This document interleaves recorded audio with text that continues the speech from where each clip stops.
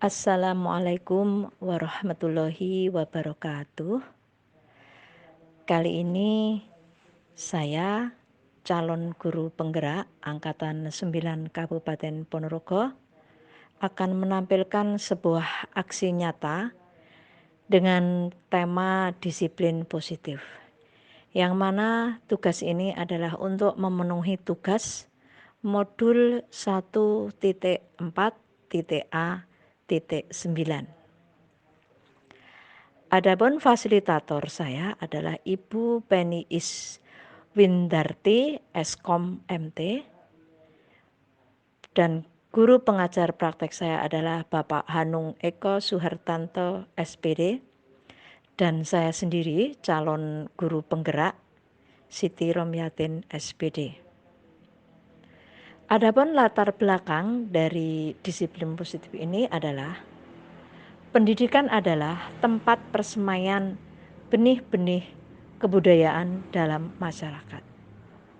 Yang mana KHD memiliki keyakinan bahwa untuk menciptakan manusia Indonesia yang beradab, maka pendidikan menjadi salah satu kunci utama untuk mencapainya. Pendidikan dapat menjadi ruang berlatih dan bertumbuhnya nilai-nilai kemanusiaan yang dapat diteruskan atau diwariskan. KHD juga menjelaskan bahwa tujuan pendidikan yaitu untuk menuntun segala kodrat yang ada pada anak-anak agar mereka dapat mencapai keselamatan dan kebahagiaan yang setinggi-tingginya, baik sebagai manusia maupun sebagai anggota masyarakat. Oleh sebab itu, pendidikan itu hanya dapat menuntun tumbuh atau hidupnya kekuatan kodrat yang ada pada anak-anak, agar dapat memperbaiki lakunya, hidup dan tumbuhnya kekuatan kodrat anak.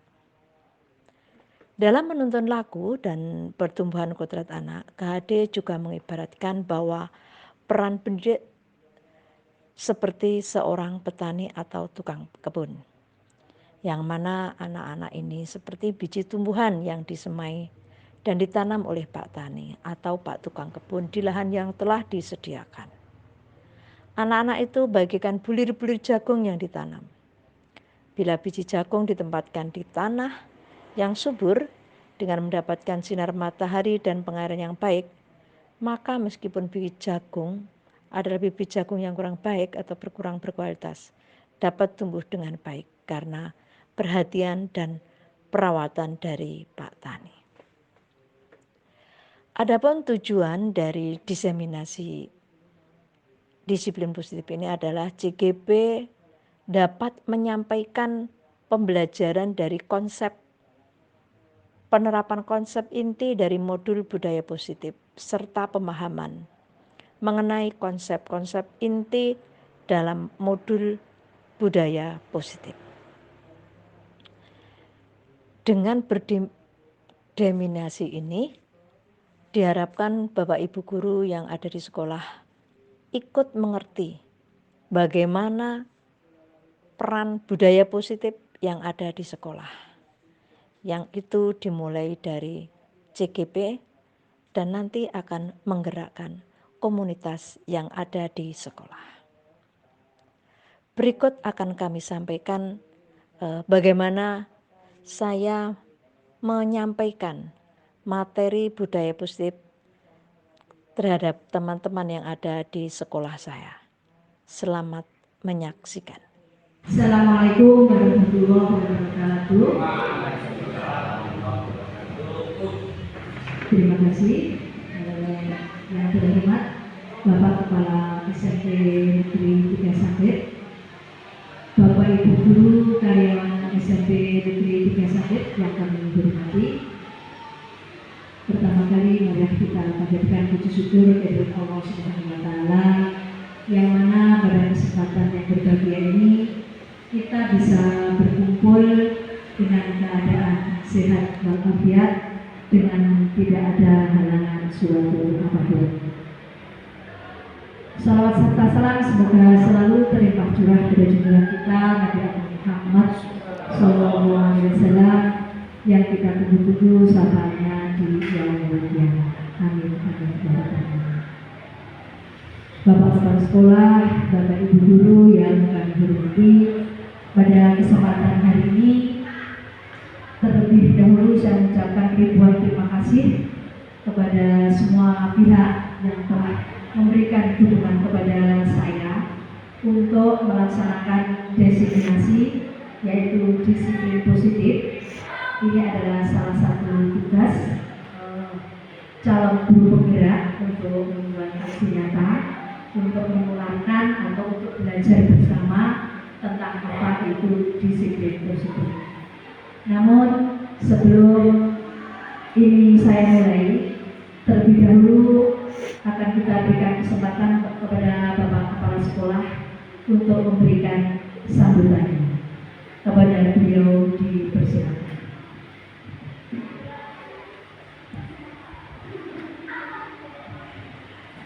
Assalamualaikum warahmatullahi wabarakatuh. Bismillahirrahmanirrahim. Alhamdulillah, jadi assalamualaikum warahmatullahi wabarakatuh. Bapak, Ibu Guru yang saya hormati, pertama-tama marilah kita selalu memanjatkan rasa puji syukur kita kepada Allah Subhanahu wa Ta'ala yang mana alhamdulillah pada siang hari ini kita mendapatkan berkah dari Allah berupa kesehatan sehingga kita dapat mengikuti adanya aksi nyata yang akan disampaikan oleh salah satu guru penggerak, yakni Ibu Siti Rohmiyatin di kesempatan ini.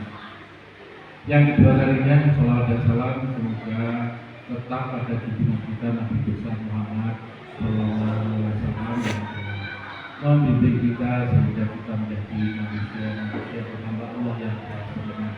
Amin amin ya rabbal alamin. Bapak Ibu yang saya hormati, di sini saya akan menyampaikan sedikit berkaitan dengan pelaksanaan aksi nyata. Aksi nyata yang akan disampaikan oleh Ibu Siti Rohmiyatin ini dengan tema disiplin positif. Nah, mudah-mudahan kita bisa mengikuti adanya apa yang akan disampaikan nanti. Dan hal yang sangat penting, Bapak Ibu Guru yang saya hormati, yang pertama saya selaku kepala sekolah selalu mendukung adanya aktivitas guru yang ada di sekolah ini. Dan yang kedua adalah yang terpenting lagi, apa yang akan disampaikan ini memberikan suatu hal yang positif untuk kemajuan sekolah kita ini, sehingga bisa menghasilkan sekolah yang benar-benar siswanya sangat berdisiplin, mentaati tata tertib dan aturan yang ada. Nah, kiranya demikian Bapak Ibu sekalian yang bisa saya sampaikan. Semoga kita bisa mengikuti aksi nyata ini sampai akhir. Kiranya sekian, ada kurang lebihnya mohon maaf. Akhirnya wassalamualaikum warahmatullahi wabarakatuh. Terima kasih kepada beliau yang telah memberikan sambutan kepada kita, yang telah memberikan motivasi kepada saya untuk terus maju untuk melaksanakan diklat calon guru penggerak ini. Sekali lagi terima kasih kepada seluruhnya atas dukungannya yang sampai saat ini saya masih bisa melaksanakan mengikuti diklat calon penggerak ini, calon guru penggerak. Acara selanjutnya karena ada acara inti, jadi hanya satu acara, yaitu saya akan mendefinisikan tentang disiplin positif.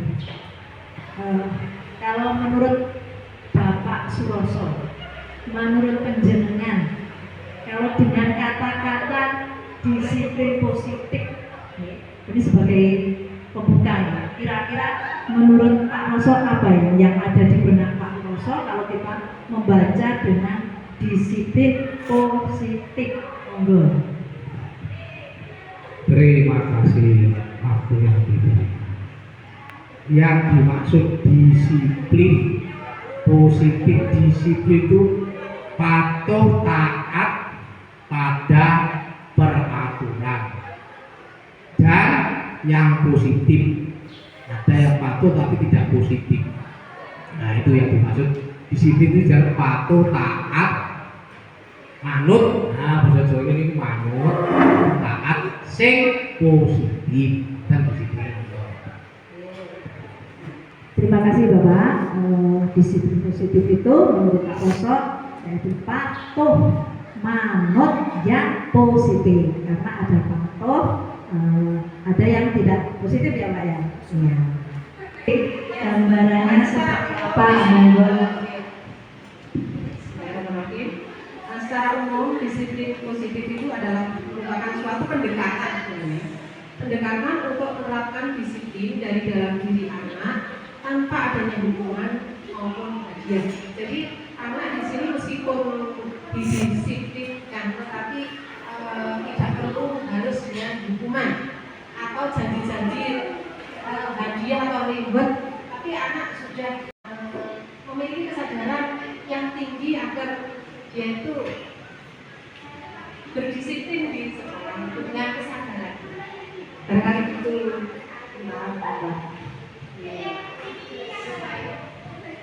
kesadarannya ya, tanpa ada iming-iming hadiah atau tanpa paksaan.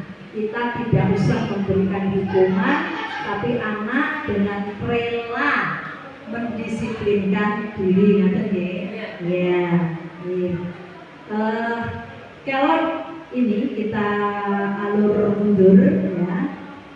Nah ini kenapa ada disiplin positif. Kalau di guru penggerak ini pada intinya kita mengacu pada pemahaman tentang HDG. Di sini pendidikan adalah tempat persemaian benih-benih kebudayaan dalam masyarakat. Nah ini KHD itu ya belajar dalam memiliki keyakinan bahwa untuk menciptakan manusia Indonesia yang beradab, maka pendidikan menjadi salah satu kunci utama untuk mencapainya. Pendidikan dapat menjadi ruang berlatih dan bertumbuhnya nilai-nilai kemanusiaan yang dapat diteruskan atau diwariskan. Nah, kita berada di sekolah ini. Sekolah ini merupakan tempat untuk mencapai agar siswa itu bisa berlatih, tumbuh berkembang, dan nanti ke depannya agar bisa diwariskan. Nah ini KHD juga menjelaskan bahwa tujuan pendidikan adalah menuntun segala kodrat yang ada pada anak. Sebenarnya anak itu sudah memiliki kodrat zaman. Ini yang kita tidak bisa mengubah-ubah. Anak itu sudah memiliki bawaan kodrat alam. Dan kalau saat ini namanya kodrat zaman. Kalau kodrat alam, misalnya anak memiliki bakat olahraga, kan dia tidak bisa kalau kita arahkan, bisa menari, bisa menari, kita paksakan dia untuk bisa menari, tidak bisa, karena dia sudah memiliki kodrat alam tadi. Nah, tugas kita hanya mendampinginya sesuai dengan kodrat anak tersebut. Kalau kodrat zaman, anak sekarang baru lahir pun dia sudah bisa di zaman sekarang dengan gadget ini. Sudah bisa anak usia istilahnya ya 7 bulan, 1 tahun itu dia tidak perlu kita mengajari, tapi dia sudah bisa berjalan sendiri. Nah, di sini kita bisanya hanya menuntun aku dalam pertumbuhan kodrat anak. Nah di sini KHD mengibaratkan guru itu, sekolah itu diibaratkan kita di sini mendampingi anak. Ya, kita itu tugasnya adalah kalau di diibaratkan petani, anak-anak itu seperti biji tumbuhan. Kalau anak bakatnya bijinya jagung, kita tidak bisa mengubah jagung menjadi padi atau menjadi kangkung. Kalau anak itu bijinya padi, kita tidak bisa meskipun kita siram, kita apa, tidak bisa benih padi tadi akan tumbuh menjadi jagung. Nah, tugas seorang guru atau seorang petani itu adalah tugas seorang petani apa tugasnya? Kalau tugas petani itu apa? Kalau kita menanam jagung, mengolah, terus merawat, ngopeni, mupuk, ya, terus mengairi, terus apa itu kalau ada rumput dicabut, nek wis tuwa dipanen. Itu jadi tugas guru dengan anak tadi yang memiliki benih yang sesuai dengan kodrat alamnya, kita bisanya hanya gitu. Jadi nek eneng rumput ini kan akan mengganggu pertumbuhan ya. Jadi anak itu, oh kok ini rada menggok. Nah, tugas kita ada rumput dicabut, kita mengarahkan, kita mendampingi. Kita tidak bisa anak yang bibirnya jagung kita rubah nanti tumbuh jadi padi, tidak bisa. Kita hanya bisa mendampingi. Nah, di sini kita tugas guru itu ternyata harus menghamba pada murid. Tugas guru harus menghamba pada murid ini berdasarkan pemahaman dari Kak-Hadi. Maksudnya apa kok menghamba pada murid? Maksudnya kita tidak bisa murid kudu sesuai dengan karep saya, tidak bisa ternyata. Jadi kita harus mendampingi anak tadi. Kita kalau anak pengen berkembangnya dalam bidang ini, ayo kita mendampinginya seperti itu. Tidak, intinya kita tidak bisa memaksakan anak kowe kudu ini sesuai dengan karep saya. Tidak bisa. Selanjutnya adalah disiplin positif dan nilai-nilai kebajikan. Nah, di sini ada kata pemantik. Misalnya saya memegang sebuah intan permata di sini ya. Di sini ada intan permata. Bu Anita akan merebut saya. Nah, Bu Anita dengan 1000 cara untuk mengambil permata yang ada di tangan saya. Nah, kira-kira yang bisa membuka tangan saya ini siapa? Yang bisa membuka tangan saya. Kira-kira siapa? Bu Anita, apa saya bisa? Saya sendiri ya. Nah, ini berarti yang menentukan ya, yang menentukan arah tadi intinya diri sendiri. Padahal badan dan meruai itu bisa merayu, bisa memaksa, bisa dia pusing. Tapi kalau saya tidak membuka tangan saya, berarti permata ini tidak akan demikian yang disampaikan Bu Ani tadi, yang namanya disiplin anak. Kalau anak tidak muncul dari internnya, tidak bisa. Kita harus memaksa anak itu sendiri. Dari intern anak itu sendiri. Nah, ada perubahan paradigma. Ilusi guru mengontrol murid. Pada dasarnya kita tidak dapat memaksa murid tadi ya, betul ya. Tadi seperti itu sudah disampaikan bahwa kita tidak bisa memaksa murid, yang mana murid sendiri yang untuk mendisiplinkan. Di sini makna disiplin dimaknai menjadi sesuatu yang dilakukan seorang pada orang lain untuk mendapatkan kepatuhan. Ini adalah makna disiplin. Kemudian ada nilai-nilai kebajikan universal. adalah sifat-sifat positif manusia yang merupakan tujuan mulia yang ingin dicapai setiap individu. Misalnya, bagi anak yang tertib, dengan dari diri sendiri, saya berangkat jam 6 dari rumah ke sekolah, itu dari dia sendiri, karena dia memiliki sifat-sifat positif. Saya meskipun berangkat jam 6, saya tidak akan, istilahnya, saya tidak butuh dilem bapak ibu guru, saya tidak butuh diberi hadiah, karena dia memiliki nilai-nilai yang universal. Itu yang ingin dicapai oleh manusia. Selanjutnya ada teori motivasi, hukuman dan penghargaan, dan restitusi. Nah ini ya, ada pemahaman baru. Motivasi perilaku manusia itu ada 3 hal ya. Jadi kenapa orang melakukan sesuatu itu, motivasinya dikelompokkan menjadi 3. Yang pertama, untuk menghindari ketidaknyamanan atau hukuman tadi ya. Dia berangkat pagi jam 6. Ternyata motivasinya dia biar aman, dia biar tidak dapat hukuman.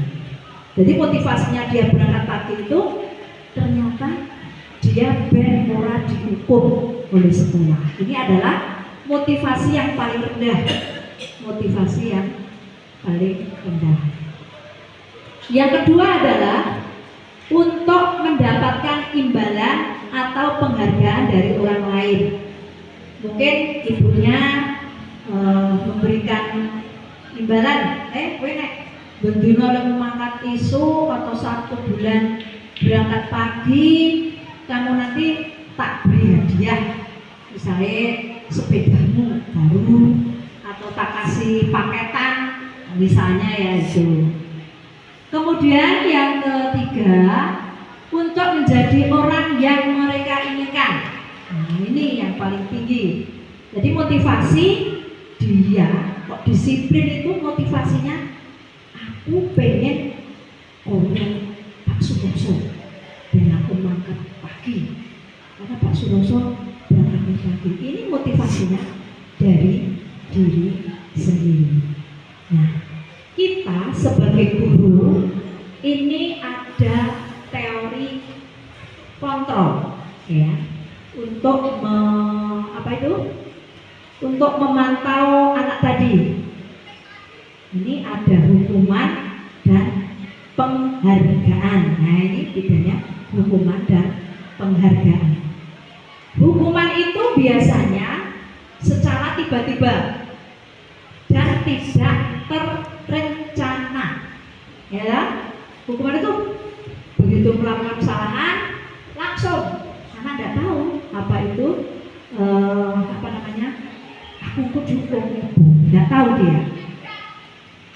Nah, kalau kesepakatan anak sudah mengetahui, oh aku dihukum yang melanggar, kita sudah membuat kesepakatannya seperti apa? Udah tahu dia sudah, aku terlambat berdasarkan kesepakatan saya, ini dia sudah tahu. Tapi kalau hukuman tidak tahu. Kemudian disiplin dalam bentuk konsekuensi.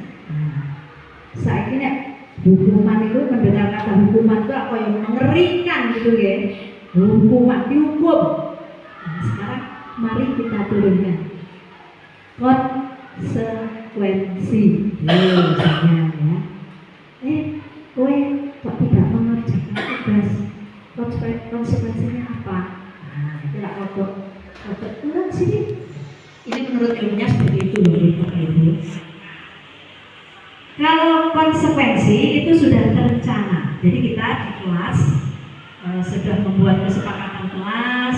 Jadi bila anak nanti kamu tidak mengerjakan tugas, apa konsekuensinya? Ayo musyawarah. Nah, nanti ditulis atau ditempel di dinding. Jadi nanti kalau ada anak yang tidak mengerjakan tugas, wes ngerti konsekuensi nih.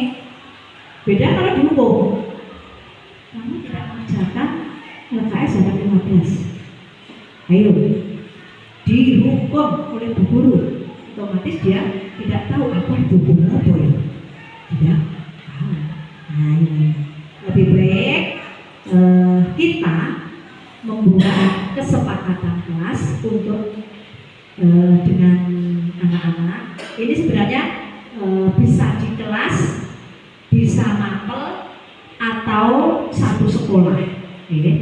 Karena sebenarnya yang paling efektif itu satu kelas gitu ya. Jadi dalam satu kelas dengan wali kelas membuat kesepakatan, nanti ditulis, ditempel, anak-anak bisa tanda tangan. Sopo sing misalnya tidak mengerjakan tugas, konsekuensinya mengerjakan pada jam istirahat misalnya seperti itu. Terus misalnya jam olahraga kamu terlambat 10 menit, gantinya kesuwen di 10 menit. Ayo, konsekuensinya apa? Tadi teman-temanmu sudah pemanasan, berarti kamu pemanasan sendiri 10 menit. Nah, seperti itu, ya. Nah, ini ada 5 posisi kontrol kita sebagai guru, ya. Di sini, mari kita pelajari, ya. Yang saya juga belum memahami. Dalam penerapan disiplin positif restitusi, salah satu program yang dikembangkan adalah 5 posisi kontrol. 5 posisi kontrol dalam restitusi adalah proses perjalanan seorang pendidik agar dapat mengenali dirinya. Pada video kali ini, kita akan membahas tentang 5 posisi kontrol yang dikembangkan oleh Diane Dawson dan contoh penerapannya.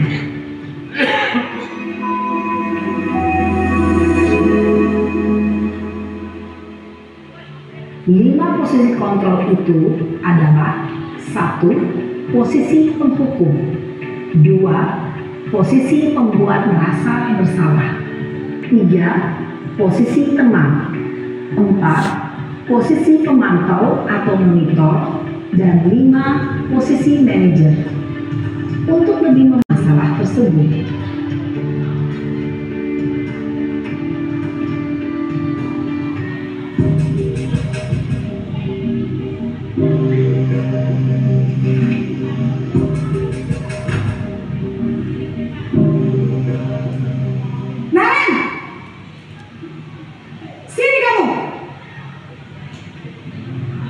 Selamat pagi, Bu. Selalu terlambat. Kamu deh, pasti terlambat. Maaf, Bu. Saya Apa? Apa coba? Alasan kamu apa lagi? Kapan sih kamu tidak terlambat? Malas sekali ya kamu jadi anak. saya Dasar pemalas. Gak kapok-kapok sih kamu. Sudah berapa kali terlambat? Sana, kamu keliling lapangan basket 2 kali. Kenapa saya harus keliling lapangan basket, Bu? Kenapa? Kamu orang ibu. Berani-beraninya jawab. Sudah terlambat, masih berani jawab pula. Sekarang, keliling lapangan basket 5 kali sekalian. Biar kapok. Cepat. Pergi sana ke lapangan basket. posisi penghukum biasanya berbicara dengan nada tinggi, menghardik, menunjuk-nunjuk, menyakiti, dan menyindir. Hukuman bisa berupa fisik maupun psikis. Ibu dan bapak guru hebat. Dampak yang terjadi pada murid ketika guru berada pada posisi penghukum adalah murid cenderung akan memberontak, bahkan menyimpan dendam.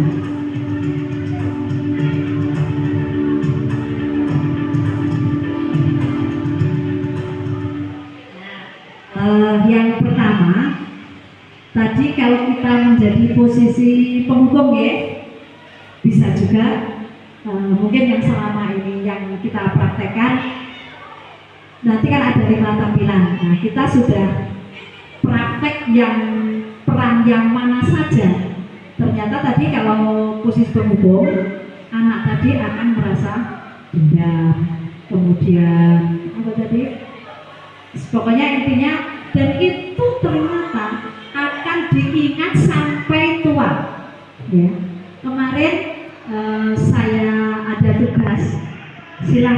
menuliskan apa yang negatif selama SD sampai kuliah. Nah, ternyata sampai usia 47 itu kita masih ingat hal-hal yang negatif seperti itu. Nah, jadi mungkin kalau kita di saat ini posisi kontrol kita sebagai penghukum, nanti anak sampai di usia kita nanti masih ingat. Ya, ini seperti itu.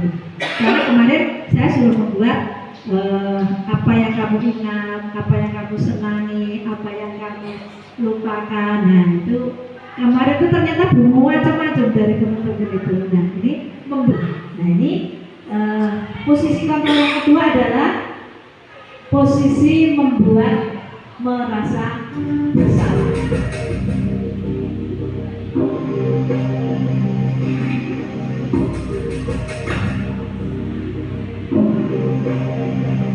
Naren!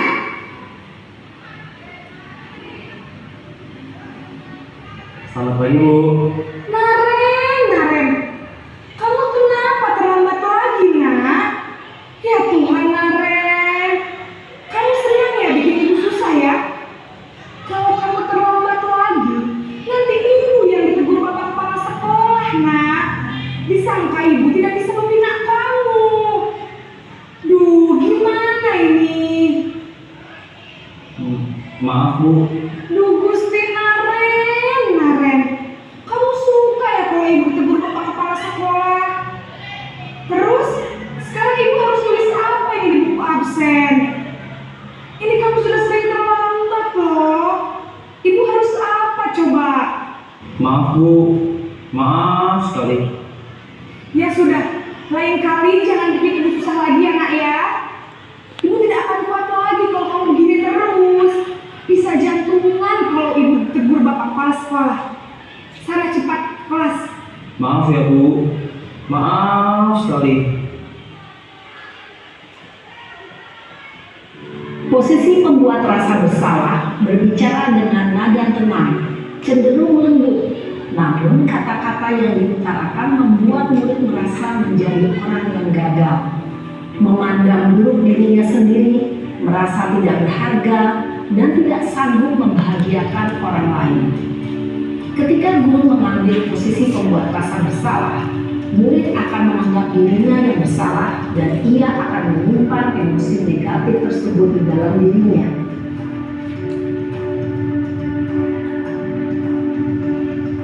Yang kedua adalah bagaimana kita membuat anak itu merasa bersalah. Tadi nadanya sudah agak dulu.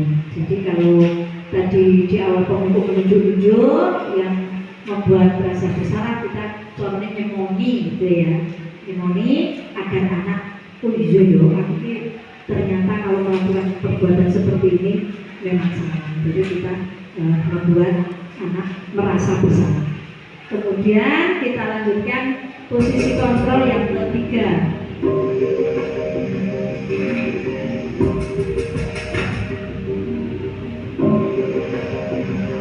Naren!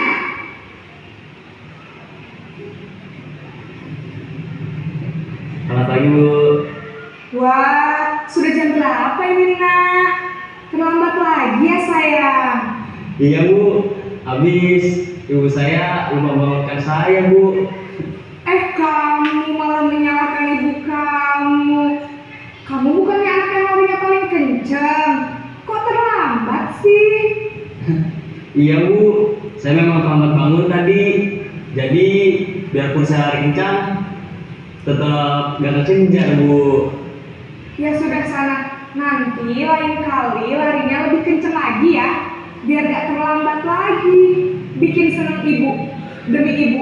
Bisa kan? Bisa lah, Bu. Ya kamu bukannya anak yang larinya paling kencang. Kok terlambat sih? Iya, Bu. Saya memang terlambat bangun tadi. Jadi biarpun saya lari kencang, tetap gak terkejar, Bu. Ya sudah sana. Nanti lain kali larinya lebih kencang lagi ya. Biar gak terlambat lagi. Bikin seneng ibu. Demi ibu. Bisa kan? Bisa lah, Bu. Ya sudah, sana masuk kelas. Ibu beresin urusan absen kamu. Kamu ini ada-ada saja. Dalam posisi teman, guru berbicara dengan nada suara ramah, akrab, cenderung bersenda gurau untuk menjaga suasana tetap santai. Murid akan merasa senang, aman, dan akrab dengan guru. Identitas yang tercipta adalah identitas sukses atau berhasil. Namun, perlu diingat, karena ini masih dorongan eksternal, maka ada faktor ketergantungan dari murid kepada orang tertentu. Di sini guru absennya, sehingga di lain waktu murid bisa berperilaku baik, namun hanya kepada orang-orang tertentu saja.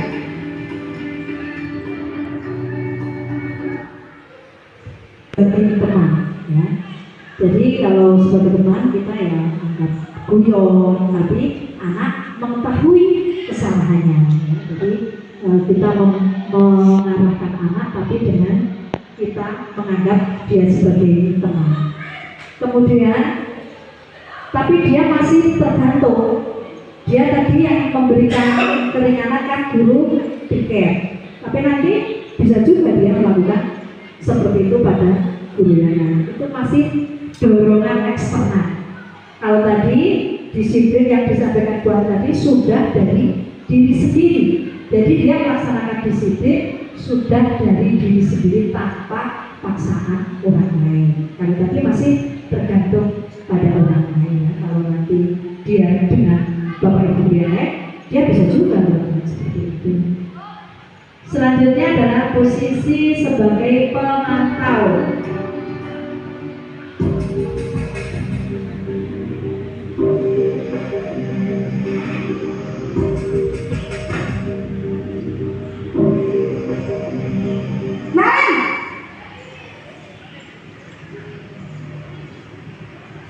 Selamat pagi, Bu. Naren, apa peraturan sekolah kita tentang jam berapa kita harus masuk sekolah, Nak? Kita harus di sekolah jam 7, Bu. Iya betul, sekarang sudah jam 7.20. Naren sudah tahu konsekuensinya jika terlambat hadir? Paham, Bu. Saya harus tinggal kelas pas jam istirahat selama 20 menit. Iya benar, konsekuensinya demikian. Jadi nanti jam 9.30 pas istirahat, kamu harus tinggal di kelas, kerjakan tugas tambahan untuk ketertinggalan kamu, ya? Baik, Bu.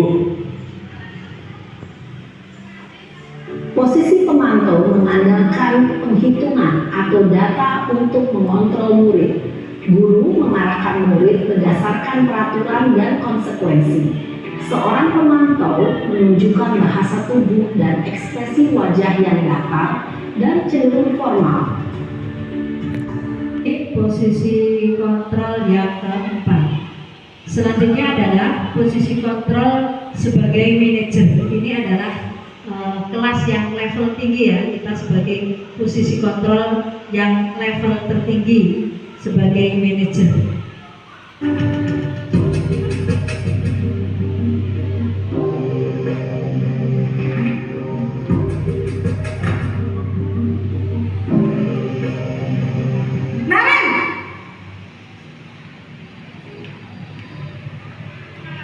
Selamat pagi, Bu.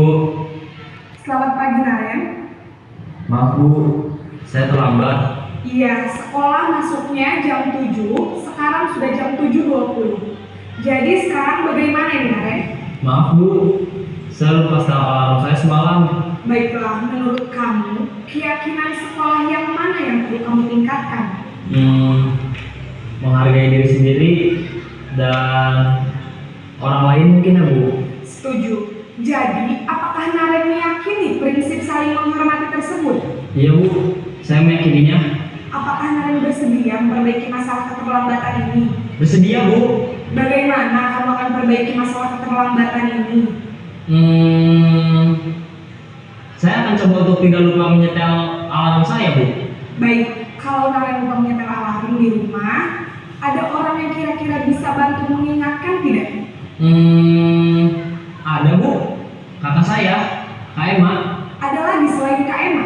Selain Kak Emma, ada ibu saya. Baik, jadi yang mengingatkan Naren adalah Kak Emma dan ibu kamu ya. Kira-kira akan mulai setel alarm kapan nih Naren? Setelah pulang sekolah, akan segera saya lakukan. Baik, jadi Naren akan setel alarm untuk bangun besok pagi dan akan diingatkan oleh kakak dan ibunda Naren ya. Ada lagi yang mungkin perlu dilakukan Naren agar tidak terlambat bangun lagi? Tidak ada, Bu. Baik Naren, terima kasih untuk kerjasama kamu. Sekarang kamu perlu kembali ke kelas untuk belajar. Baik, Bu. Terima kasih. Posisi manajer adalah posisi kontrol yang disarankan untuk membimbing murid memiliki sikap disiplin yang positif, yaitu murid yang mandiri, bertanggung jawab, dan dapat memecahkan masalah. Tujuan dari posisi ini adalah agar murid dapat berefleksi atas tindakannya. Guru akan dengan tulus memberikan pertanyaan-pertanyaan bermakna, sehingga membuat murid dapat belajar dari kesalahannya dan mencari sebuah solusi untuk menyelesaikannya. Ibu dan Bapak guru hebat, setelah mengamati adegan kelima posisi kontrol tadi, kira-kira posisi mana yang paling ideal? Posisi mana yang dapat menunjang motivasi intrinsik? Bahwa kalian mengetahui dan memperlambat apa yang orang tua kalian lakukan. Bapak Ibu, sudah banyak yang saya sampaikan dari disiplin positif ini, dari mulai tadi mungkin banyak kesalahan yang kami sampaikan di Bapak Ibu. Mudah-mudahan dengan kita belajar bersama ini kita bisa memperbaiki langkah kita ke depan dalam mendampingi anak didik kita, yang mana tugas kita adalah bukan mengubah bibit anak, tapi kita tugasnya adalah sebagai petani mendampingi, kemudian memelihara. Jika ada ulat kita menyingkirkan ulat tersebut. Mungkin itu Bapak Ibu yang bisa saya sampaikan, dan perlu Bapak Ibu ketahui pengetahuan yang sangat saya dapatkan ini masih sangat jauh dari sempurna. Untuk itu saya pada pagi hari ini menyampaikan ucapan terima kasih yang setulus-tulusnya yang Bapak Ibu sudah berkenan untuk hadir mengikuti kegiatan saya pada pagi hari ini.